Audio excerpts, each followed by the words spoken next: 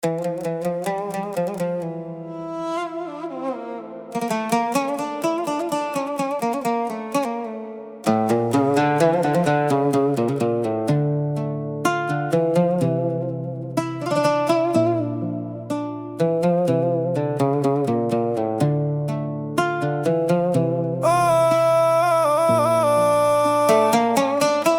grave bate fundo, a fé não treme não. Deus é minha base, é minha proteção. Muitos tentaram derrubar o que ele construiu, mas o alicerce é eterno, nunca se reduziu.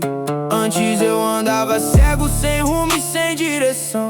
Hoje tem a palavra como bússola e chão. O mundo oferece brilho que some com o vento. O que vem do Altíssimo dura todo o tempo. Sente o peso da verdade, não é só um passageiro. Quem tá com o Senhor não teme o caminho inteiro. O grave ressoa, a mensagem vai chegar para todo coração que quer se renovar. Grave pesado, fé mais forte. Deus segura minha vida, não me deixa sorte. Mesmo no meio da luta, mesmo quando aperta, Ele é a minha rocha, minha porta aberta.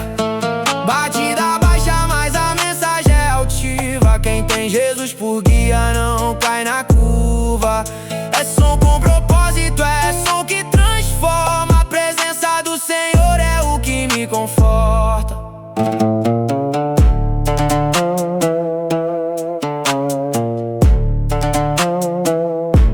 O grave ecoa fundo com o amor que Ele tem. Me livrou do abismo, me deu vida além. Não confio em riqueza, nem em força humana. A minha vitória vem da mão que me chama. Quando o mundo balança, eu permaneço em pé, porque a minha morada é onde Ele está. Cicatrizes viram testemunho, erros viram lição. A graça é o que me sustenta em cada situação.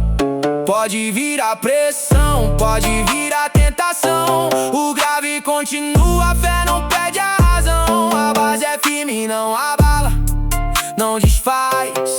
Quem está em Cristo vive em plena paz. Grave e pesado, fé mais forte. Deus segura minha vida, não me deixa sorte. Mesmo no meio da luta, mesmo quando aperta, Ele é a minha rocha, minha porta aberta.